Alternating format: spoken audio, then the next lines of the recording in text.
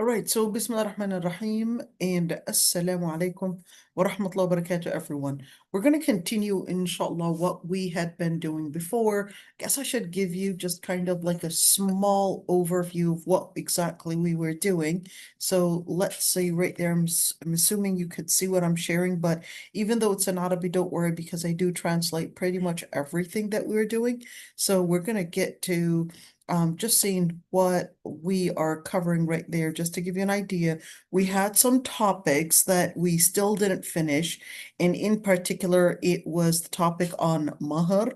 So we needed to finish that topic on mahar, and in order to finish it, of course, we had to go over to a different book because the other books that we used, we said that it didn't really give the topics, I guess, what they really deserve and what they really need. So we needed to go to a different resource, and that's exactly what we did. And we went to this book. Let's talk about some of the things that we had done before.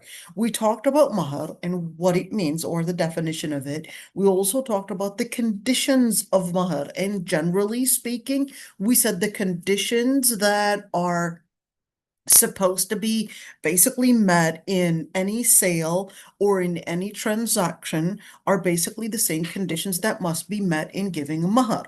And then we also went in differences of opinions on the part about giving a service in basically in as in mahar.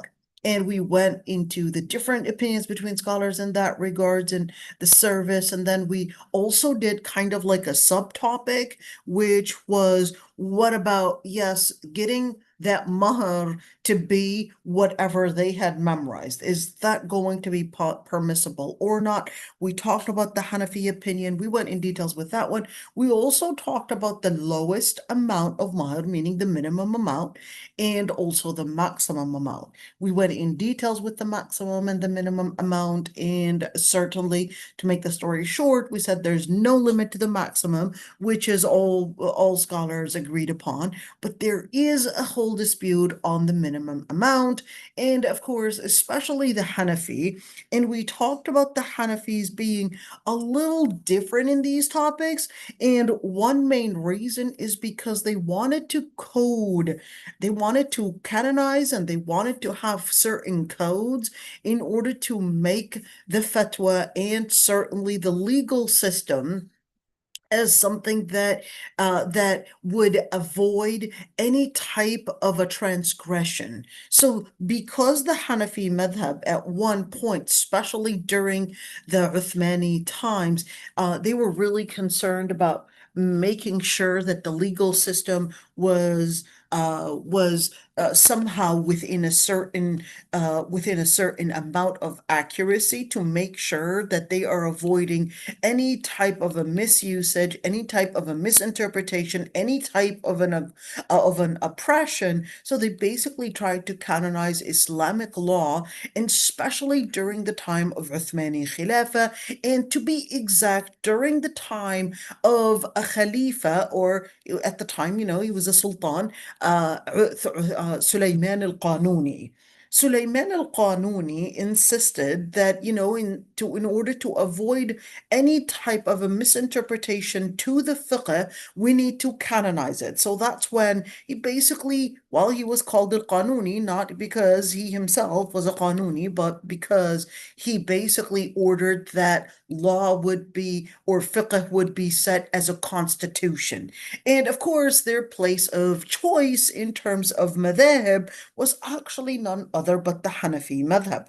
So it was the Hanafi madhab. That's why you would see a lot of the things are canonized in a way in order to make sure that a lot of those transgressions do not happen. So they needed an amount to measure, something that they could that they can somehow, set a certain way to assign or to hold somebody accountable, or to basically know how to figure out that border of where the transgression happened or where it didn't happen. So that's why you would see the Hanafi madhab sometimes very particular about numbers, about the way that we would set a limit, whether we're talking about maximum, minimum, we're talking about the definitions of how things are basically said in terms of an agreement and so forth. Okay, we also talked about the different types of mahar, and we talked about the different types of mahar, whether we're speaking about timing.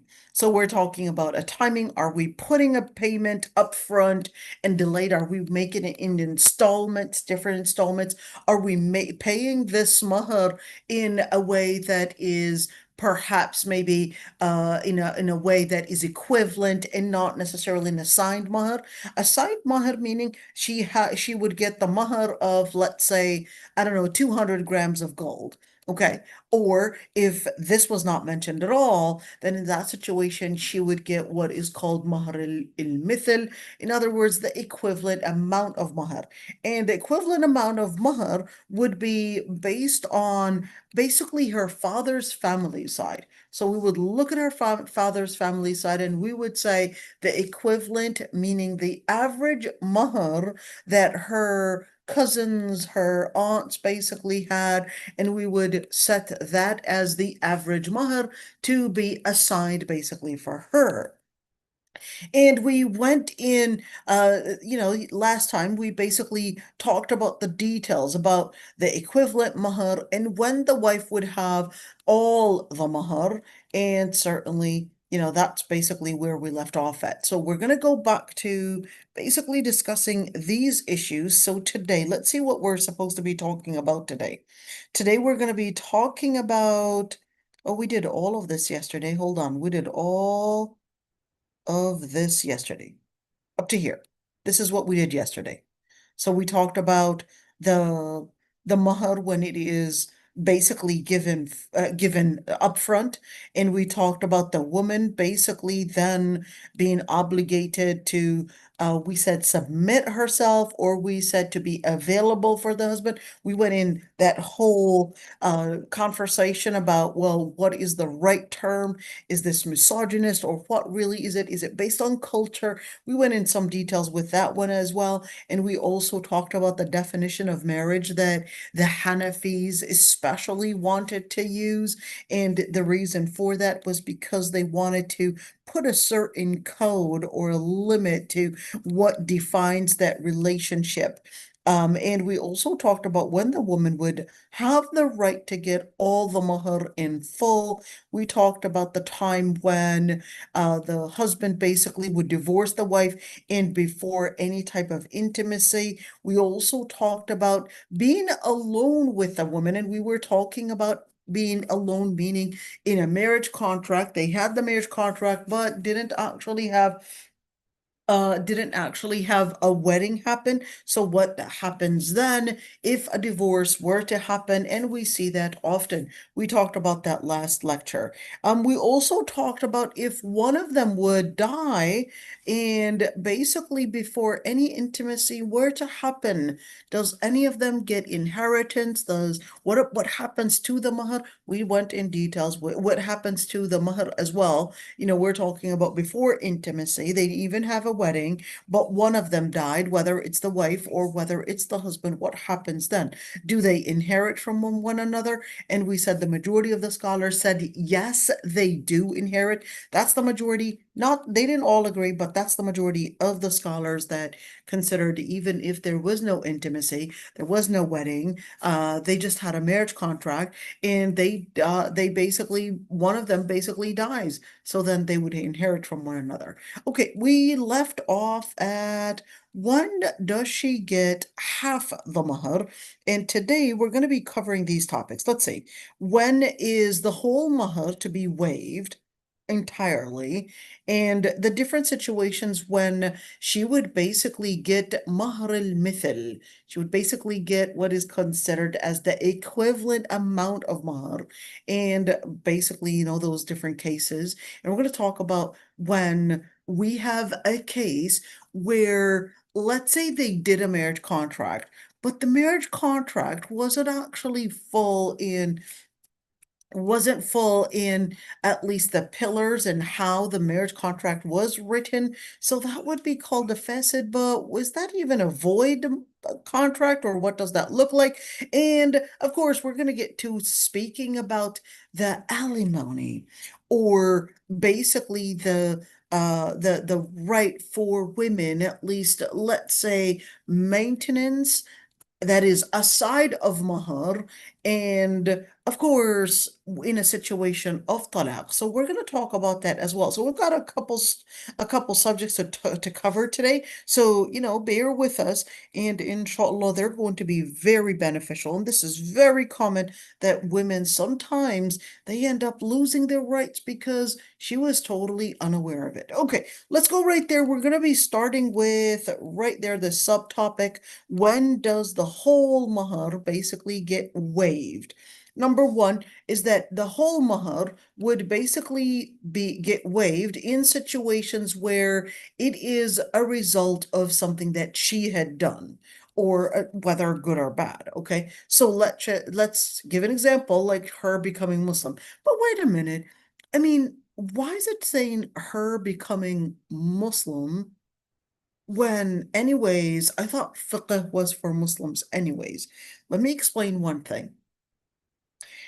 Under a khilafa, there are two different opinions on how the non-Muslims would live under the Muslim khilafa. Would they actually use Islamic law, at least in family fiqh, for example, and in inheritance as well, or in transactions as well?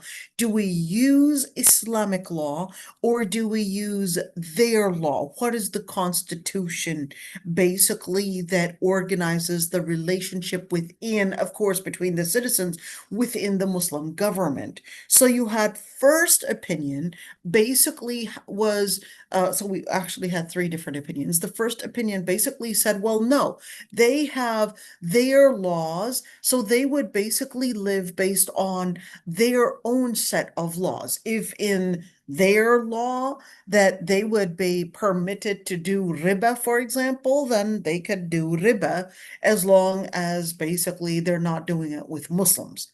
Okay, so that was the first opinion. The second opinion said no, they're living under Muslim governance. We need to oversee as a government basically what is happening within the society, and we need to make sure no transgression happens. We need to set borderlines, and we basically should rule in transactions, in marriage, in what basically is considered as domestic issues. We need to govern by basically Islamic law, and they would be subject to basically held accountable based on Islamic law. But the only areas that they would have, let's say, the freedom to practice is within their religion. So things to maybe build their own church, and perhaps maybe things that relate to certain things about their own practices, in terms of maybe certain things in marriage, certain things in transactions, certain things if this is basically an area and a space that Islam permits, that it would be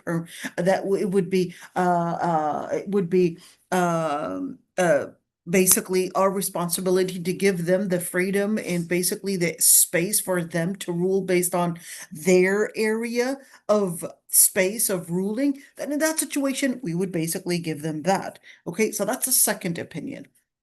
The third opinion basically said, well, no, it isn't necessarily one rule fits all, but there needs to be ijtihad in the circumstances, the situations, and then therefore we don't necessarily have a particular law or a particular set of fatwa that yes, this is what they should be doing, this is where the borderline is, but there can be an ijtihad and make it like kind of like a political agreement, looking at the circumstances, the political circumstances that basically are happening then. Now, that is pretty much what the Khilafah Uthmaniyya mainly had done. So in the circumstances of perhaps Austria, which was under the Uthmani Empire, it was dealing with them in a completely different way than perhaps the non-Muslims, perhaps in Istanbul or perhaps maybe in other remote areas. You would see that the differences in governance was basically happening based on the political situation back then. So when we look at this one, if a woman was the one to basically result, we had a marriage contract and there was no intimacy that happened. So just the marriage contract. We didn't have a wedding. We didn't have any intimacy taking place whatsoever. And she had basically become Muslim or she left the religion. And then in that situation, she would basically get all the mahar waived. Wait a minute.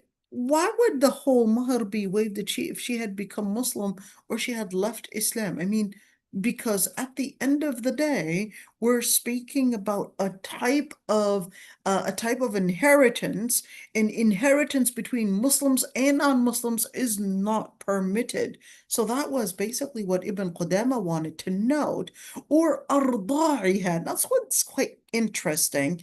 I mean, it doesn't happen during our time, but despite that, let me explain it. When you say أرضاعها من ينفسخ به نكاحها, what does that even look like and what does that even mean? So in Islam, Allah subhanahu wa ta'ala did not set a particular age for marriage. Okay? Didn't set a particular age. Now, in a Muslim culture, it did happen that even underage were getting married. But it wasn't a marriage that involved intimacy or any marriage that involved something that this child could not bear. So many times they would actually see marriage as more of a social bond than necessarily a physical bond. They saw it as a social bond. So somebody, for example, might be, let's say, a rich person or somebody that might be of a certain social status, and somebody of a lower status, maybe they wanted to create this political connection, or probably maybe ensure the rights of this young person because their father is about to die or something. So they thought that in order to protect their rights, at least the younger girl, to protect her rights or to protect her future, whatever it is, they decided to get them married to this person that is of a social status that is perhaps maybe rich or perhaps maybe important or whatever it is, or maybe to create bonds between two tribes. They'll get, for example, this young person married, but do they necessarily get married as a real, intimacy? Well, no. It's more of a social bond than an actual marriage relationship. Okay, so in a society that is completely different than our society, we may not sometimes understand it, but this is, again, it's a primitive society. And these things did used to happen. So, of course, this was something that they had also discussed. Let's give an example. And of course, the Hanbali Madhab wanted to discuss this one, but I'll just make the story short. If, let's say, the younger girl who was basically in this bond But the first wife, or let's say the older wife, basically nurses the younger one. It's a very ironic, it's a very ironic example, but that's basically the example that they had given. And those were situations that they had considered that, well, now she is like a mother to the first wife, which is really ironic, but whatever. Just wanted to mention it.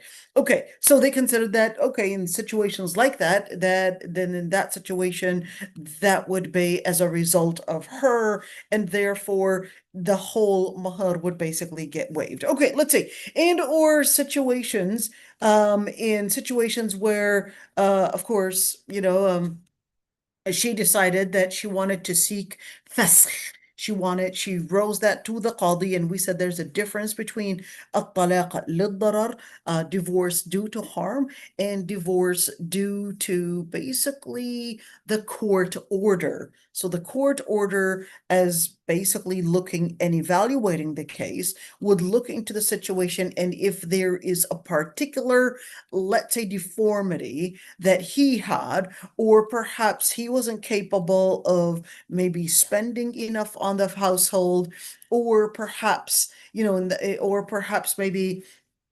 in situations that we're speaking about things that are beyond his ability, then in that situation, she basically would not get all the mahar.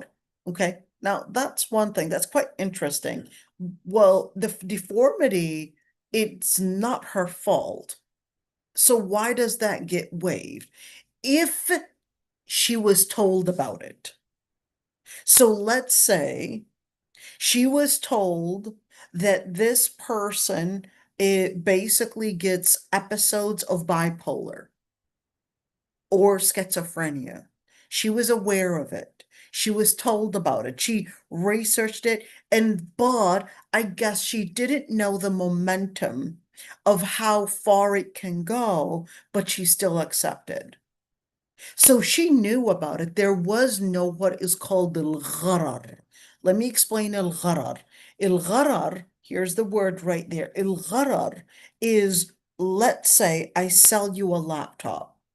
And I basically abuse the fact that you're very unaware of what makes an important laptop, and you don't know much about memory, you don't know much about RAM, and you don't know much about speed and all of that. You just see a laptop and you're like, it's a laptop. And I sell it to you for $3,000. You agreed and you bought it for $3,000. Turns out that that laptop is only worth $300. So what was happening? You buy the laptop, and then you discover someone else tells you, guess what? This is only worth $300. You bought it for 3,000. You said, well, she said it was a laptop, but it was a good laptop. And then I basically had kept the information about speed and the information about the different basically software things, basically did not tell you about it, and I basically did what is called the gharar.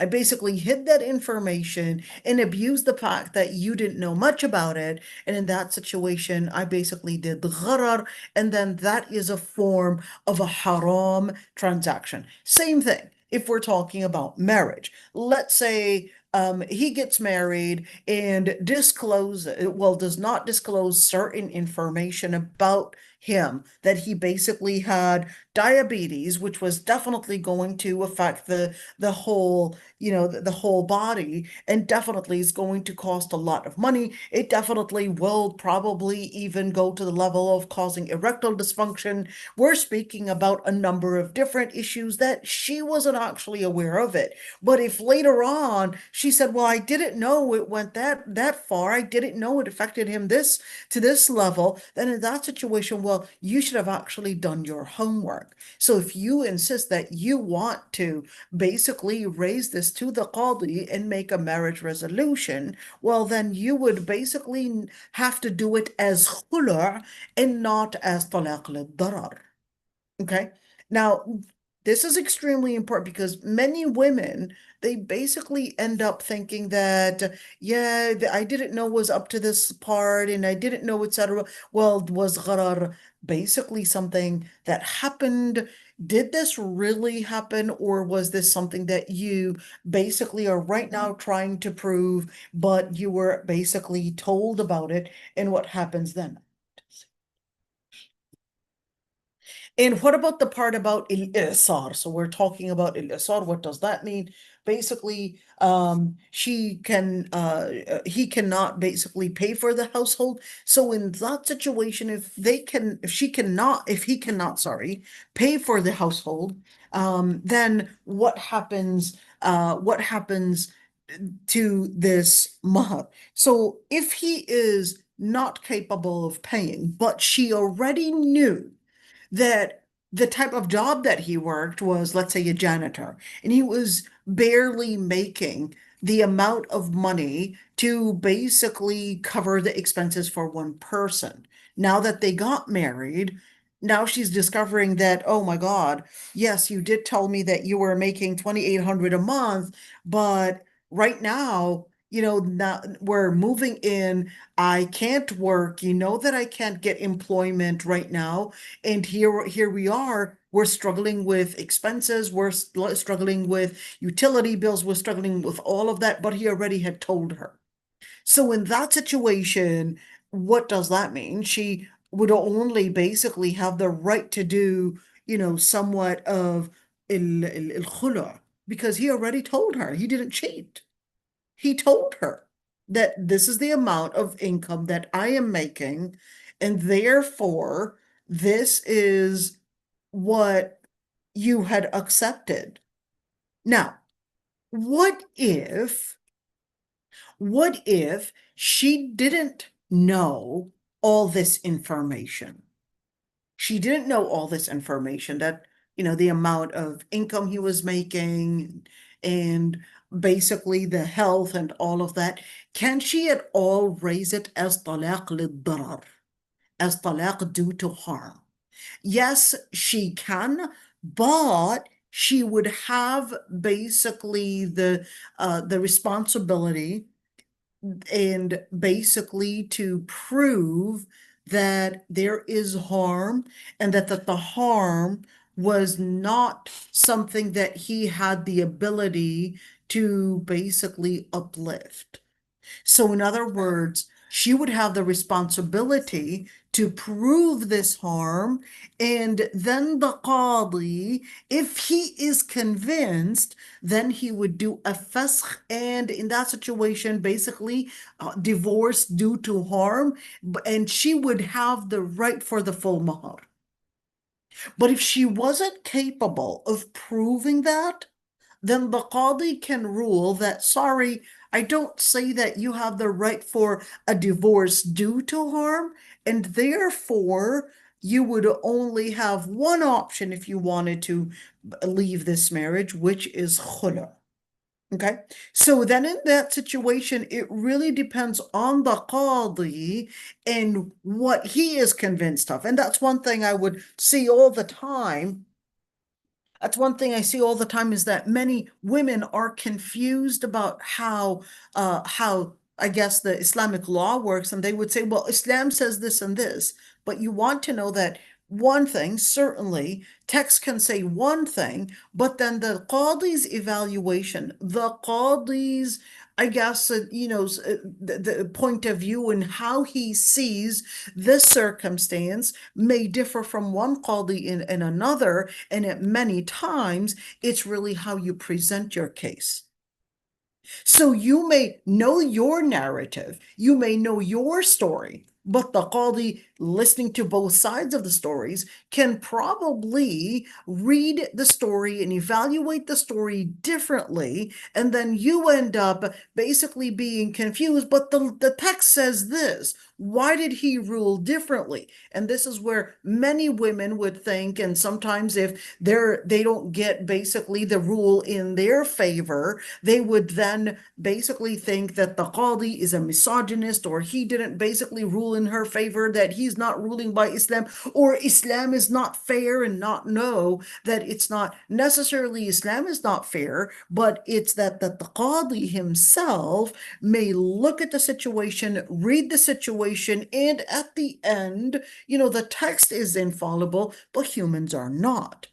Humans are not infallible, and therefore the way that he may read the circumstance and the way that he may understand from both sides and may rule against your rights, which basically may appear to you against your rights because they are basically against what your interest would probably want the whole circumstance to be in your favor.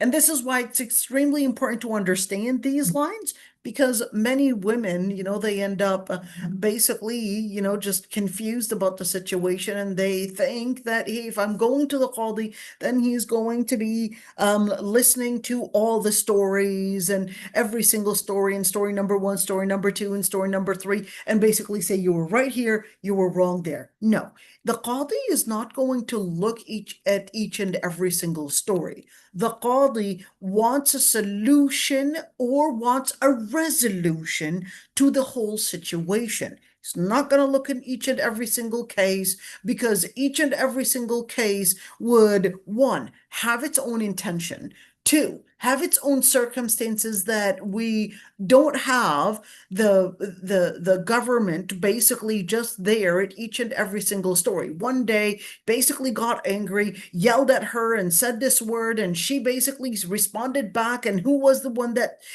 ignited all of this and what really happened? The Qadi is not going to look at each and every single story. He's either going to decide that there needs to be a marriage resolution and how to figure it out, or a marriage solution and what are the different ways to create this marriage solution, and what are the different things that we could do in order to bring about a solution to this relationship. So I want you to look at these ones, because I know when we're speaking about all the mahar being waived, and by the way, for those that are living in Minnesota, alhamdulillah, in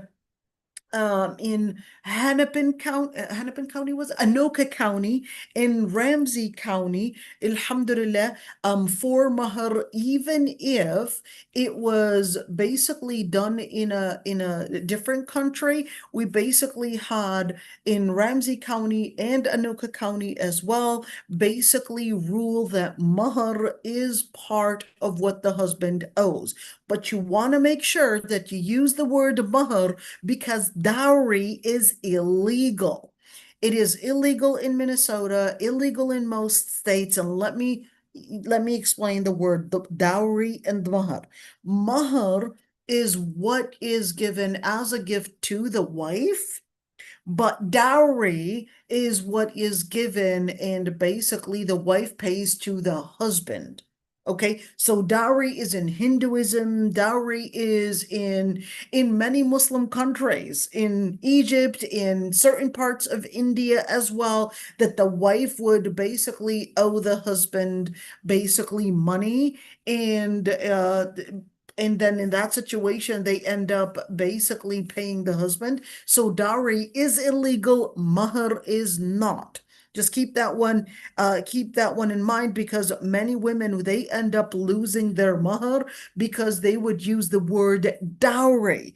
And once they would use the word dowry, the Qadi right away, just blindfoldedly, he's just going to say dowry is waived, dowry is illegal. And then she ends up like, wait a minute, what just happened here? Okay, make sure you use the word mahar. Okay, let's continue right there. And what if she basically had concealed certain things about herself? So it basically rose it to the court that she didn't tell me that she had a severe infection that was not treatable. Let's say it this way. and this severe infection, whether it's dermatology or perhaps maybe something that's relating to the gums, or perhaps even something that relates to reproductive system or anything of that sort. Okay. And which he didn't know. She gave him just a hint. Well, in the same way, if she gave you a hint that she had H. pylori, even though it's treatable, they would give you this medication for 3 weeks and it's treatable. But let's just say, these extreme cases that, they tried to treat it, let's just say in extreme cases that it still was not treatable in her case, and it was affecting her breath. Let's just give that, a weird scenario right there. Okay. So in that situation, if she had told him already that I have this infection, I'm trying to get treatment for it, they tried, and yet it still didn't get treated, etc. But he basically was supposed to be doing his homework, and he was also, just like in her situation, we said that he was supposed to be doing his homework, and she basically told him that in that situation she would still get all the mahar, and he wouldn't have the right to basically say, well, I didn't know it was to that extreme. But let's say she did gharar. She didn't tell him that she had hepatitis, and he didn't know whatsoever. She didn't tell him that she had hepatitis, and that hepatitis is a sexually transmitted disease as well, and that he ended up basically, contracting the hepatitis as well as a result of her concealing it. Even though he could have, if she would have told him, he would have probably gotten a vaccination and he would have been safe, but she chose to conceal it because she thought, oh, it wasn't a big deal. Then in that situation, he would have the right to basically say, I want to raise this to the qadi and actually divorce and not even pay the mahar. Why am I paying the mahar when she basically chose to not tell me about hepatitis that she had, and right now I contracted it? Same thing if we're talking about different things that she probably concealed. So if it is her fault, then the man would have the right, if she concealed it, would have the right to raise it to the qadi and not even do a divorce. Let me explain. If he were to do a divorce, he would have the responsibility to pay all the mahar. But if he were to raise it to the qadi and say, listen, Your Honor, she didn't tell me about this, and here I am right now at this situation. She didn't tell me she had this hepatitis or probably HIV or whatever it is. I didn't know any of this. She chose to conceal everything, and now I'm discovering something else. Now this is something that is affecting me. So in that situation, the qadi will say, you don't have to do it as in talaq. The court will basically do what is called al-fasakh. The court will intervene and say, you don't have to pay mahr, but you will pay mut'at al-talaq. You will pay basically the alimony according to some scholars. We'll talk about it later on. Okay. And the qadi will be the one to do the fasakh, will be the one to do the marriage resolution, basically not as in talaq per se, but as in fasakh, as a marriage resolution given and made by the court order. Okay, just keep that one in mind. This is extremely important because many times we're confused about those areas, and then he ends up getting confused and she ends up getting confused. Well, what does that mean? Is there a iddah still? Absolutely, there's iddah.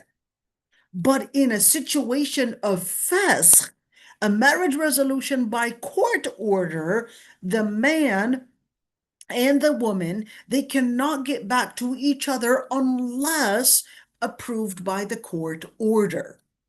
By a court order. Just keep that one in mind. But why did you say there was a iddah?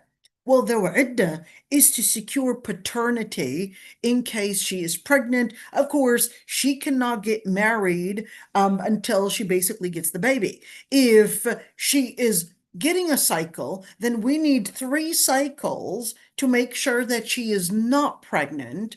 And basically, this is that iddah if she is pregnant. If she is not getting any cycle, whether due to old age, perhaps she's menopausal, etc., then in that situation, we would say we need to wait 3 consecutive months. Okay, then in that situation, or maybe even too young. Okay, something happened. Remember the different cultures? So this one is to just keep it right there. Just to keep it right there to basically inform us about it. Now, one thing you could see that Ibn Qudama said, and the mut'a would also be waived if basically she basically had some kind of a deformity or a aib that she chose to conceal. So she would get one, her mahr waived, and also the mut'a. What is al-mut'a? Al-mut'a is not mut'a marriage. This is not speaking about muta marriage, the temporary marriage. No, this is talking about the money that basically is to be paid as maintaining her during the time of a waiting period, during the time of iddah. That's that mut'a. In other words, mut'a in this situation actually means maintenance. So what kind of maintenance are we talking about? In general, we're going to get in details later on. In general, we're talking about housing. We're talking about transportation. We're talking about food. We're talking about the bills, as in perhaps maybe internet bills, maybe electricity, water, sewage, all of that, just like during the time of marriage, that would be covered. Now, the part about healthcare, we'll talk about later because the majority of the scholars actually considered healthcare is not included.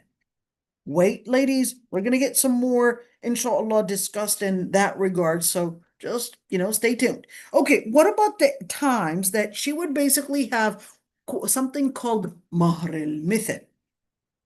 What is mahr al-mithal anyways? The word mithal actually means similar. Okay?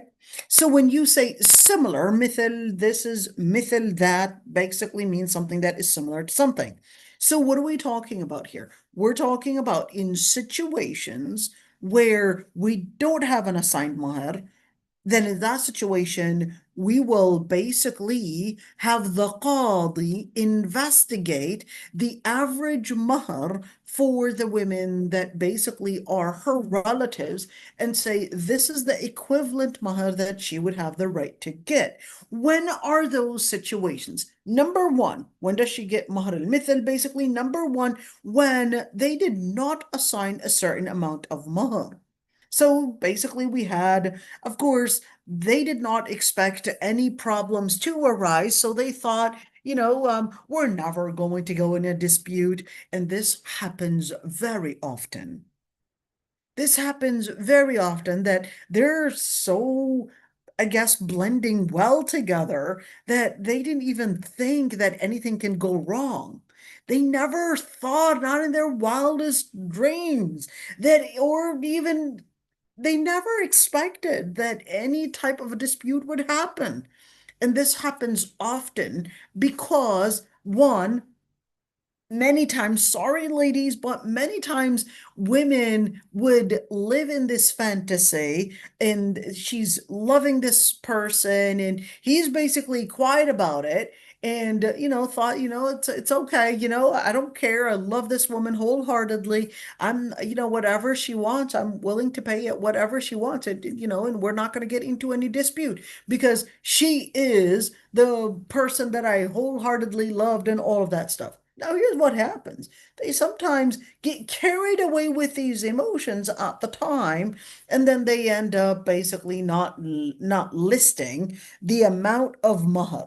And not listing the amount of mahr can actually make a big dispute if any disagreements might happen. Or let me say it differently. pause for a second. For those that never had a marriage experience before, they would be living, especially if we're talking about first time love, they would be living in somewhat of a la-la world, living in a fantasy. The first time love is like a fantasy. She's basically feeling that this person is the man of her dreams. He's basically giving her the love sweet talk that she never heard. And he's basically seeing this girl, that is presenting, all the feminine, I guess, uh, behavior. And it's like, this is the girl of my dreams. He is living in a fantasy and she's living in a fantasy. Both are living these fantasies. And of course, let me say one thing. True love is not them. This is all a fantasy. True love only happens after many years had developed. And after living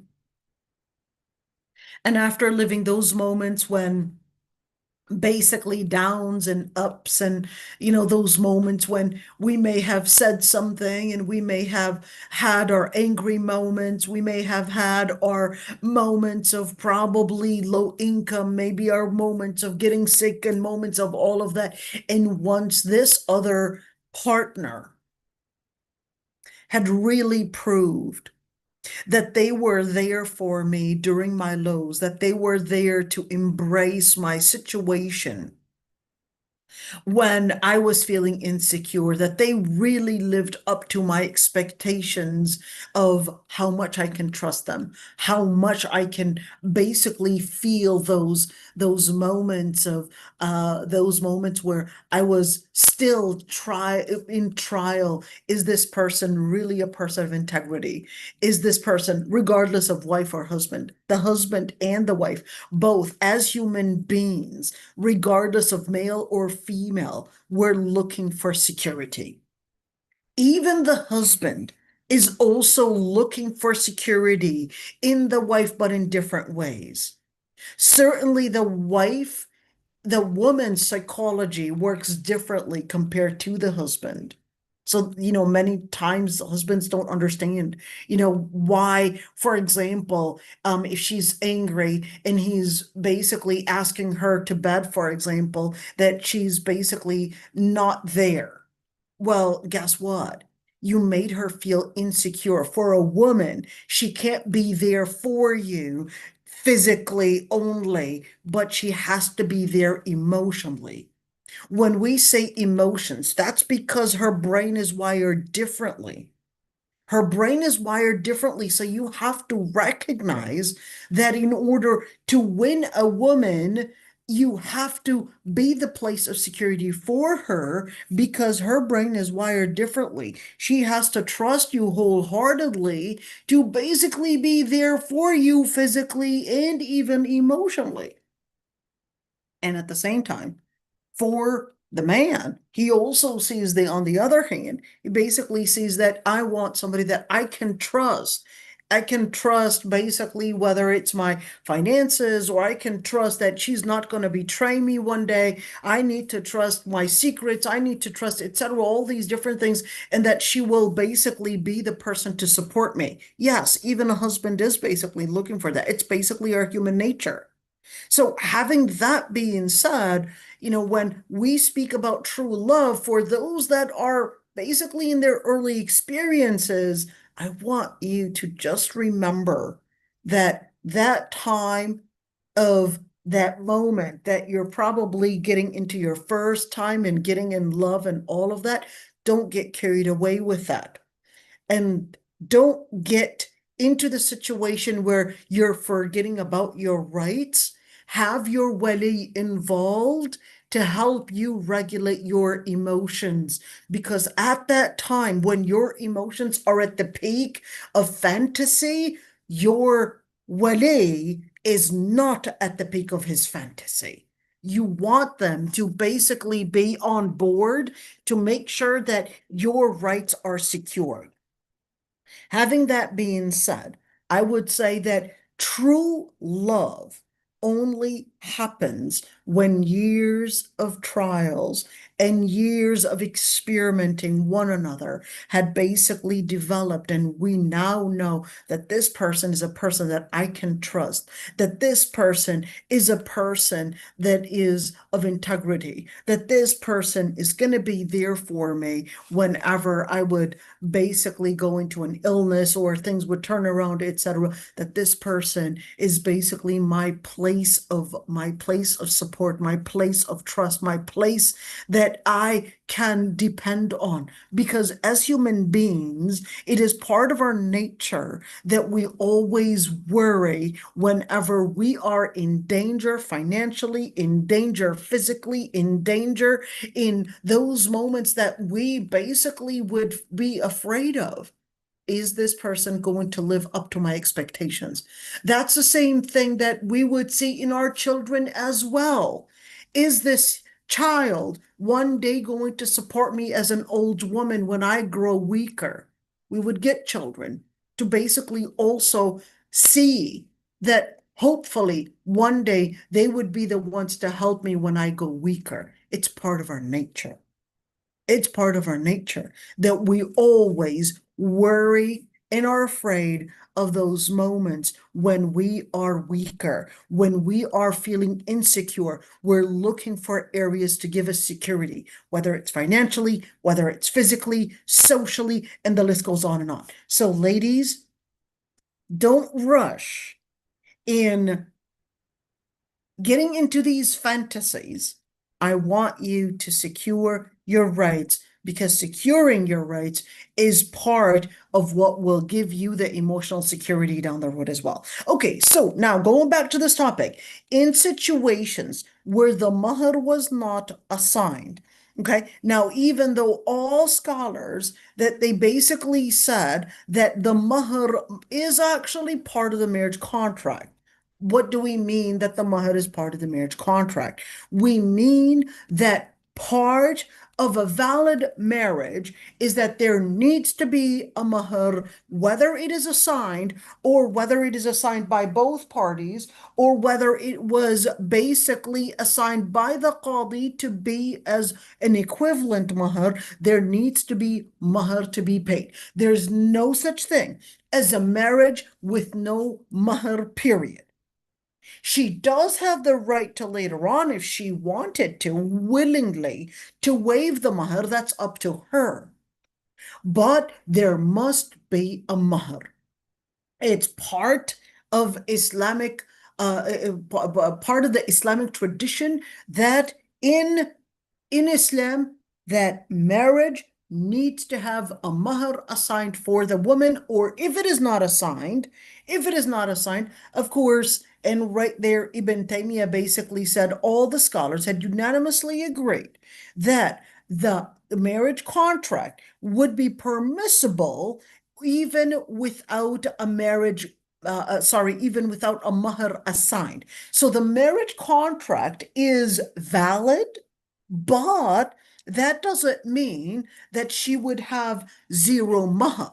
It just means that the marriage contract in itself is valid, but she would have the right to say, wait a minute, where's my mahr? So in that situation, she, even if not assigned, that is the mahr, she would have the equivalent mahr.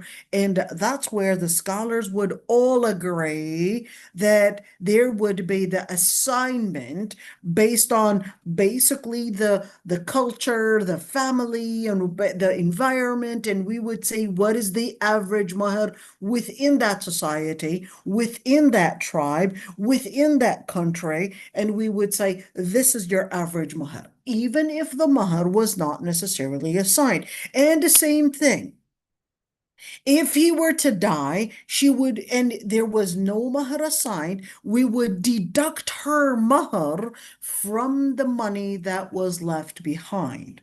From the money that was left behind, we would deduct her mahr from the money that basically the deceased left before we would even distribute the inheritance. Keep that one in mind. Let's say this person left $200,000. Okay. Before we would even distribute the inheritance, we would first give and pay all the debt to whomever basically this deceased person owes any money to. And this is part of that debt. So this would be basically a debt that he would owe this woman, even if there was no assigned mahar, we would say the equivalent mahar. Here's a question. Is this equivalent mahar? Let's say this marriage happened 30 years ago. And 30 years ago, the equivalent mahar was 150 grams of gold. Right now, the equivalent mahar today is perhaps maybe 300 grams of gold. That's double. What are we going to do? Are we going to do based on the mahar today or based on the mahar then? We're going to do based on the mahar then. What was the mahar then, and what was the cost then, and so forth. And we're going to look at it then, not based on today. Okay, so therefore we're going to say 150 grams of gold. Just yesterday, the ounce of gold grew because of Trump's statements to $5,300 per ounce. Just look at that. Just look at that. Just recently, almost a year ago, I think it was 2,600. Look at the numbers basically going up, and Trump is basically so proud of it and basically said that, hey, I am so important. Basically, I'm actually making the dollar value bounce and fluctuate just like a yo-yo. It's like, oh, and you're so proud of it. You don't recognize that this is basically letting American economy basically go down the hill. But he actually thinks, I'm so proud to be a Firaun. Whatever. So right there, oh my God, this is unbelievable. All right, that this is plain stupidity. Okay, so yeah, that's a different story. All right, so that's basically the majority of the scholars. Now, the other time. If a man would, well, when does she basically get the equivalent mahar? If the man basically got married to her and there was a condition that they had put, ironically, in the marriage contract that there would be no mahar. Well, wait a minute. Did you just put that in the marriage contract that you would get no mahar? Yeah, we put in the marriage contract. Now, here's one thing. Scholars actually had two different opinions in that situation. The first group of scholars, they basically said, well, the condition itself is invalid, and that was the Hanafi madhab. They said, no, the condition itself is invalid. You cannot have a marriage contract without mahar, period. So what are we going to do? If we're going to call this an invalid marriage contract, you know what that would mean? To the Hanafis, they basically said, if we are to call that an invalid marriage contract, we've got a problem right there. That would actually mean we have to indict them for a criminal case. Wait a minute. What do you mean criminal case? Yeah, we're going to charge them for a criminal case because the relationship would be zina. So the Madhab Hanafi said, no, we're going to use a different word for this because we cannot indict them as a zina case, like as a crime case. But what we're going to do is that condition that was stated in the marriage contract should not have been there. And what we're going to do is that we're just going to say she would get the equivalent mahar.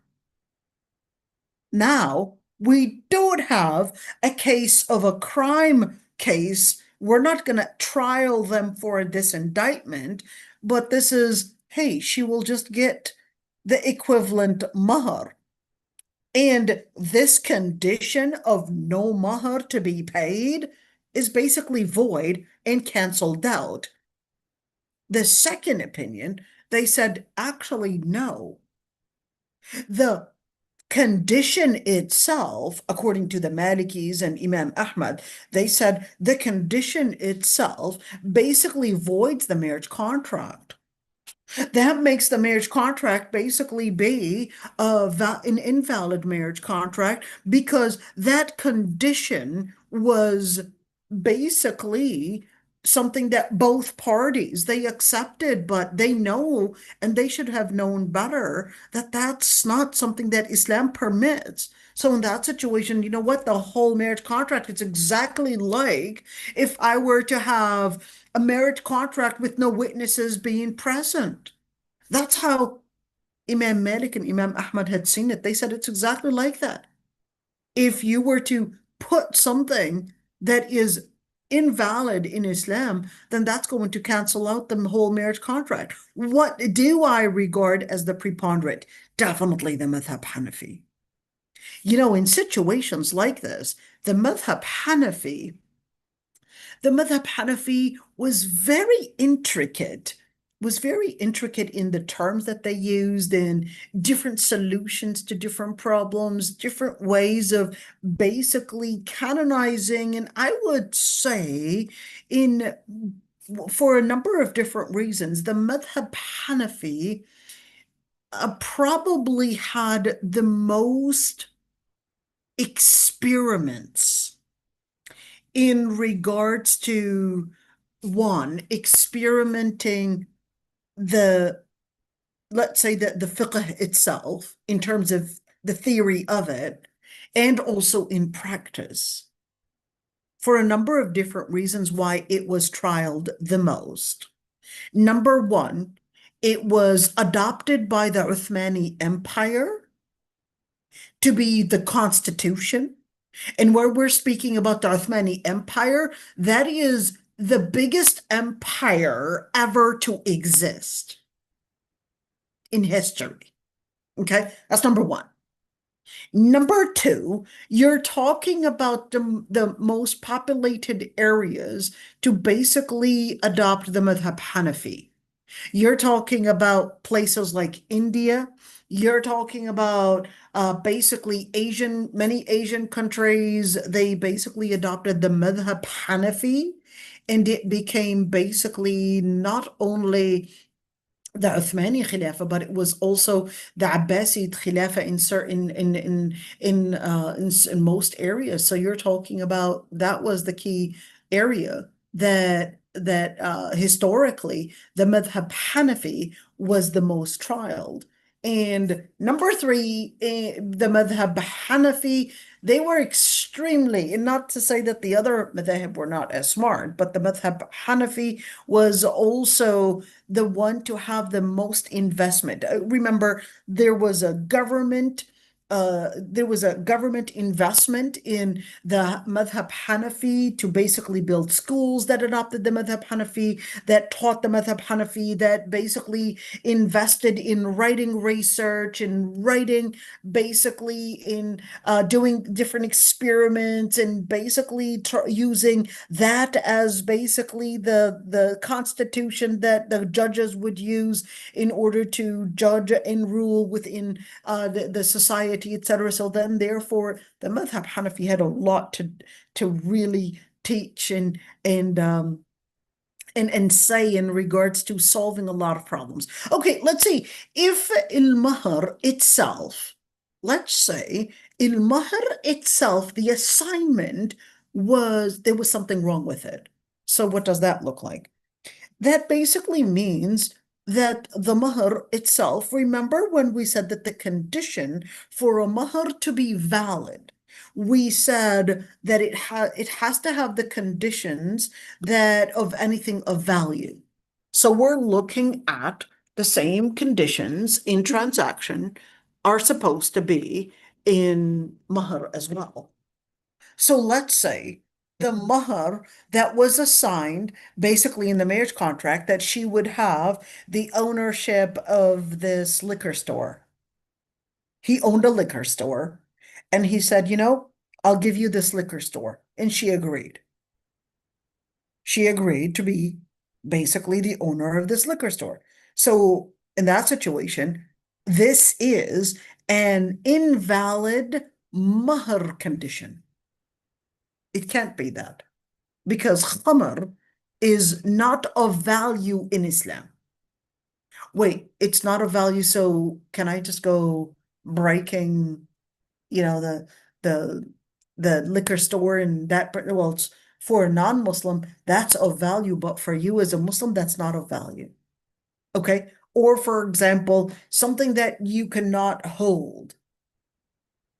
So he says, all the birds are yours basically as a mahr.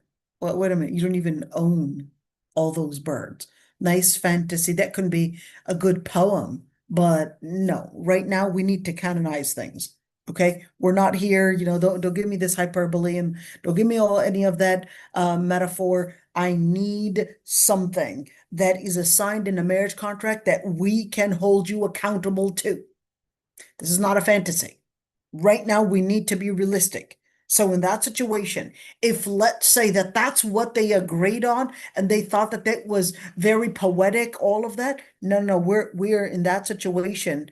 That mahar is going to be fasid, but that doesn't mean, yeah, well, that's what he said that he would give me. And of course, he's not going to be capable of giving you all the birds in the sky. So what would happen then? She would basically have the right for mahr al-mithal. She would have the right for mahr al-mithal in that situation, meaning the equivalent mahr. And in that situation, of course, she doesn't lose her rights. And that's majority of the scholars, like al-Hanafi, Hanbali, and Shafi'i, they basically said that she would get the equivalent mahr. For the Malikis, they said, this actually makes the whole contract basically void. Whether that was before intimacy or whether that was after, the whole marriage contract is canceled out. That's actually a very problematic thing to say. And if you could see some other scholars, sometimes in Imam Malik in one of the riwayat. Wait a minute, what do you mean one of the riwayat? I thought you said that riwayat were in Madhab Hanbali. No, even in Madhab al-Maliki, there were multiple riwayat. Why? Because when Imam Malik was teaching, you had multiple scholars. You had Sahnun, you had Asad ibn al-Furat, you had Ibn Wab, you had Abdurrahman ibn al-Qasim. You basically had different scholars in the Maliki madhab, and they basically had noted different opinions.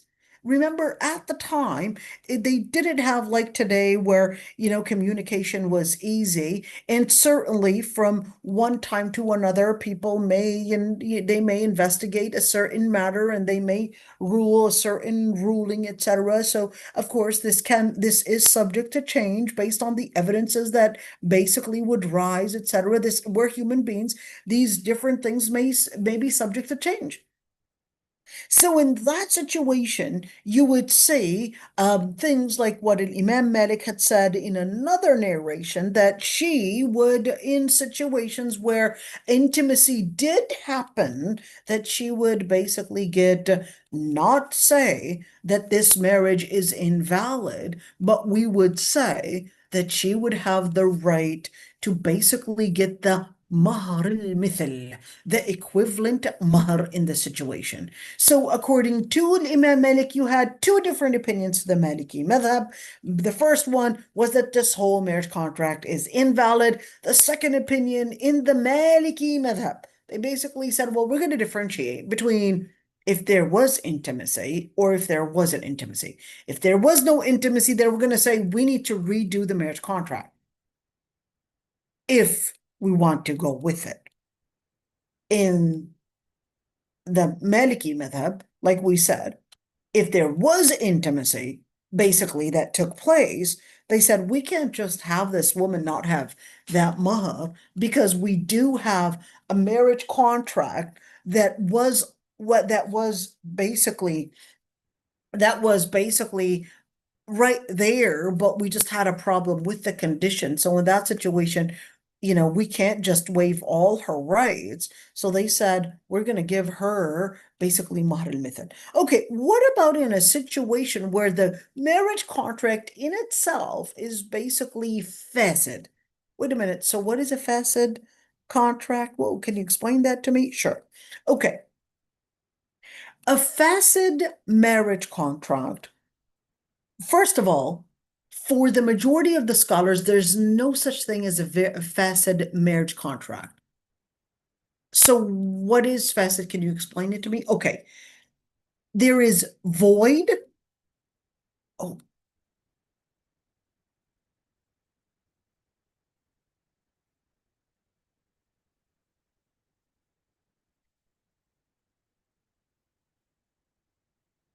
shopping. Okay. For the majority of the scholars, they basically considered that there's no such thing as a pseudo valid, but they considered that it's either valid or not valid. It's either valid or not valid. There's no halfway. No halfway. It's either valid or not valid. For the Madhab Hanafi, they said, no, our classification is going to be different. We're going to say valid, we're going to say invalid, and we're going to say a situation that is in between. Why did you say there was a situation in between? I mean, what do you mean? It's either valid or not valid. They said, well, there are situations where it is in between, meaning that we're not going to trial them for zina because we have a marriage contract, but there was something wrong with the marriage contract that didn't make it as 100% valid and 100% invalid, but we had a place of suspicion that there could be some way to fix this marriage contract, and we're not going to entirely cancel out everything, but we're going to look into this marriage contract and we're going to see the area of whether it can be fixed or it cannot be fixed, but are we going to trial them as committing zina? Now that's a big thing, because to trial them as committing zina is to trial them as a crime case and not as a domestic case, but this is a crime case. All right.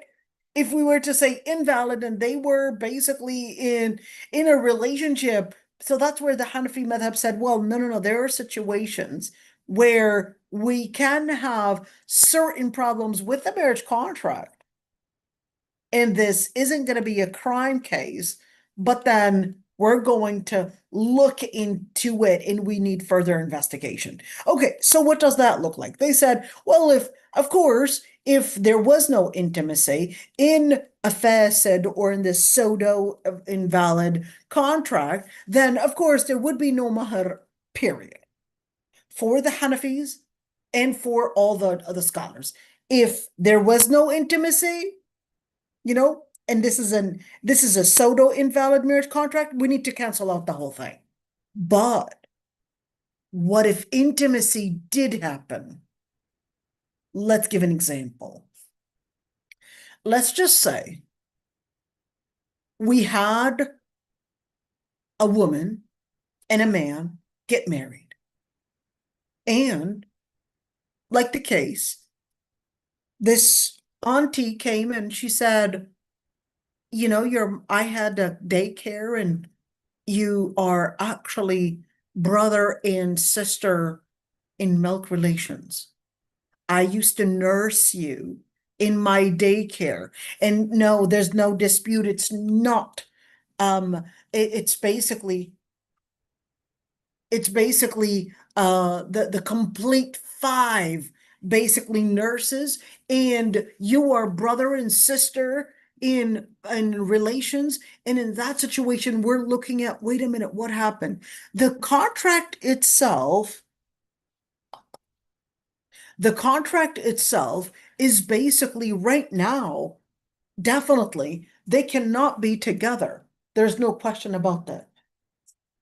They cannot be together. There's no question about that. We have to end this marriage because they are brother and sister in milk relations. But does she get her mahar? Yes. she does get mahr. But I thought you said that this is an invalid marriage contract. Certainly. So right there, you could say that the scholars, they went in details and they said, well, she would basically get her mahr because there was intimacy and they didn't know that they were brother and sister in relations, or at least in milk relations. So in that situation, if the mahr was assigned, then so the husband would basically give her the mahr that was assigned. Or if there was no assignment, she would get mahr al-mithal. Even though we had a marriage contract right there that is going to be by court order right now taken into a resolution, ending it. Okay, we're going to be ending, there's no marriage, and we're going to say, even if there are 5 children, we're going to say, so yes, these children, paternity goes to the father. There's no question about that, no question whatsoever. And yet, the wife, certainly we're going to say, sorry, you can't be married anymore. And by court order, they're basically going to be separating and ending this marriage. Let's see. What about if there was no assignment? So no one in the marriage contract said, this is the amount of mahr, etc. Then in that situation, she would have the right for mahr al-mithal, the equivalent mahr. Okay. And of course, this was, assigned mahr basically, and the situation of al-aqd al-fasid was also not the Hanafi alone, but you would also see that even Shafi'is and Hanbalis, even though they don't regard such a thing as a mahr, as a aqd fasid, even though the Shafi'is and Hanbalis, they don't have such a thing as a aqd fasid, but they considered that it would be invalid, period. But they still considered that in situations that maybe we differed on the naming, but they would still consider that, yes, we agree with the Hanafis in that regard, that she would have the mahr al-mithil, even though we still called it an invalid marriage contract, and we refuse to call it sodo, but we agree on the implication. That's what the Shafis and Hanbalis would basically tell the Hanafis in that situation. They would say, we agree with the implication, but we disagree on the terminology used. Okay, now we go for a very sensitive topic. But before we jump onto this topic, which basically is maintenance during the waiting period for a divorcee, before we jump onto that topic, any questions? I know we went into so many different things, and I hope you were capable of remembering what I said. And yes, soon you ladies are going to be the qadis soon. Okay, they're going to be the qadis. So if there are any questions you'd like to unmute yourselves, go ahead. You can unmute yourself and actually ask the questions before we go into this topic now. Or should we actually go to it tomorrow? Because you guys work with Dr. Samuel. We'll do this tomorrow then. Yeah, we'll go for this topic tomorrow, inshallah. I just noticed the time right now, and you guys need to go to sleep. Okay, so here's what I'll do. I'll do this topic, inshallah, tomorrow, because I just realized that it's too late on most of you. Let me show you what we're going to do tomorrow. So we're going to do this one, which is the maintenance for a divorcee. And we're also going to be talking about in situations where they would go into a dispute, a husband and wife. She would say, you promised to give me 300 grams of gold. And he said, no, it's 150 grams of gold. Why are you lying about it? And they basically would get into this dispute. Who do we trust? Who do we believe? So that's basically. And what about al-hiba? Wait a minute. And that is what? Stay tuned to know more about that. What does that even mean? And if we're talking about gifts, when we give the mahr to the wife, and then the culture says that we have to give the whole tribe money as well, is that considered part of the mahar? Or is that even allowed? That the whole tribe would also get mahar? They pass out these $20 bills to everyone else that is there because they're basically a part of the mahar, part of the family. What does that even? Yeah, and yeah. So anyways, inshallah, we'll talk about these topics tomorrow. Stay tuned because we got a lot of topics to cover, inshallah. And inshallah, you'll be benefiting a lot from this, inshallah. So any questions? If you would like to unmute yourselves, go ahead, my friends. No question is an embarrassing question. Trust me. All the questions that you will be asking, there are many out there that are probably asking the same question, but